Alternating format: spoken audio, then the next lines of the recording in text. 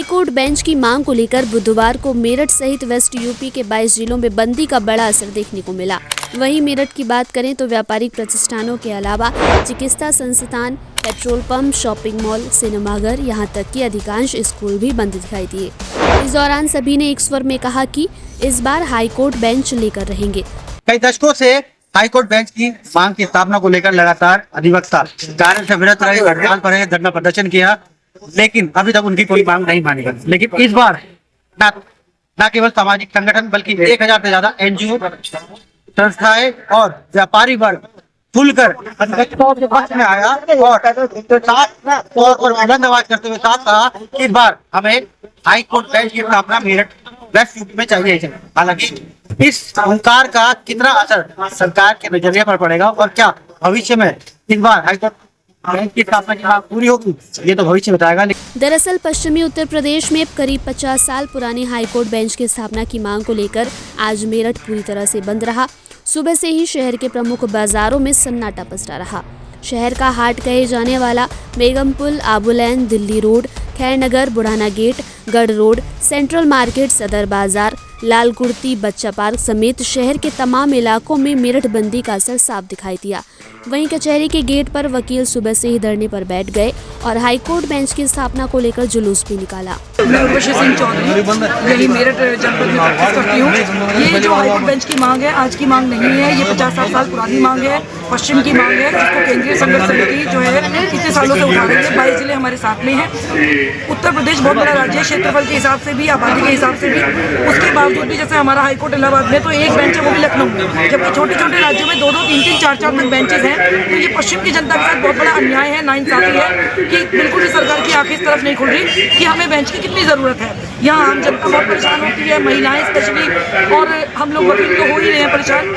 और सस्ता और सुलभ न्याय जो दरवाजे पे मिले, ये वाली जो बात है, ये कहीं ना कहीं झूठी होती नजर आती है, जबकि न्याय मिलना हमारा संवैधानिक अधिकार है।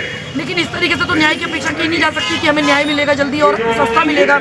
इलाहाबाद जाने के चक्कर में किसी भी व्यक्ति का जो जाता है 15-20 हज़ार रुपये आम आदमी का खर्चा हो जाता है आराम से, गरीब आदमी का। मजदूर, किसान जाते हैं इलाहाबाद, गाड़ियाँ ट्रेनें भर के जाती हैं, उनके लिए बहुत बड़ी समस्या होती है। आज इस आंदोलन में जो राजनीतिक संगठन है, गैर राजनीतिक संगठन है और जितनी एनजीओस हैं, व्यापारी संगठन है, सभी ने केंद्रीय संघर्ष समिति को अपना समर्थन पत्र दिया है। सभी ने एकजुटता दिखाई है। पूरा का पूरा 22 जिले बिल्कुल पूर्ण रूप से बंद रहे हैं और अब हमें उम्मीद है कि अब सरकार को जरूर दिखाई देगा और जो है सरकार की आंखें खुलेंगी, पश्चिम में बेंच जरूर आएगा। आज मेरठ के अंदर पूर्ण रूप से सब व्यापारियों ने बंद किया है और हर मेरठ का जन मेरठ जिले का जन बच्चा व्यापारी वकीलों के साथ है, इस आंदोलन में साथ है। क्योंकि आप ये देखिए गरीब आदमी इलाहाबाद जाने में कितना खर्चा।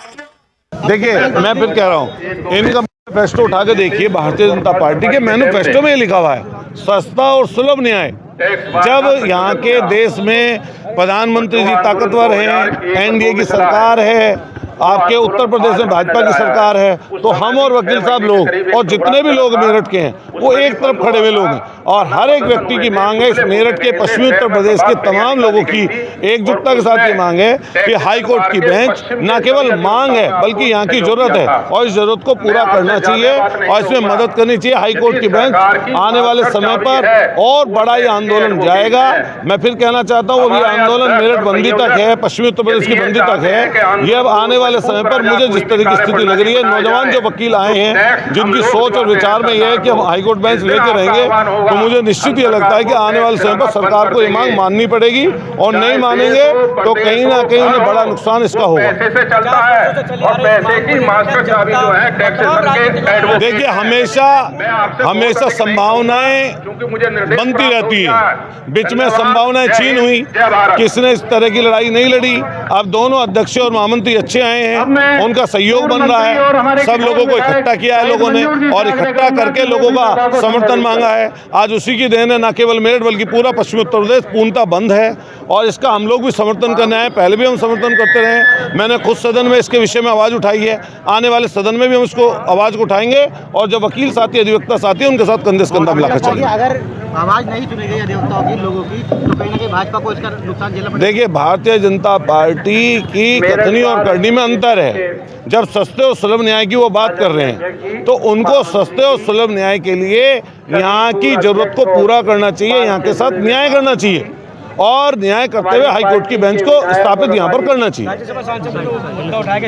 लक्ष्मीकांत वाजपेयी जी ने मुद्दा उठाया, मैंने भी सुना, हमने भी उठाया, लेकिन सरकार को मांग माननी है। और जब पूरा मेरठ बंद हो रहा है, करोड़ों करोड़ों लोग इस समय आज इस बंद से प्रभावित भी हैं और मुझे लगता है ये बहुत बुलंदी के साथ ये आवाज़ उन तक पहुंचेगी। आने वाले समय पर ये आंदोलन कमजोर नहीं पड़ेगा और जिस तरह का नेतृत्व अधिवक्ता साथी कर रहे हैं, मुझे पूरी उम्मीद है कि आने वाले समय पर उनको ये बात को मानना पड़ेगा। इस बार का जो ललकार भरी ललकार दी है, सीधे तौर पर अधिवक्ताओं ने, व्यापारियों ने, साफ लगता है कि कहीं ना कहीं आने वाले समय पर इस बात का जरूर असर पड़ेगा। कैमरा पर्सन राहुल के साथ मैं कपिल सोनी, शारदा एक्सप्रेस।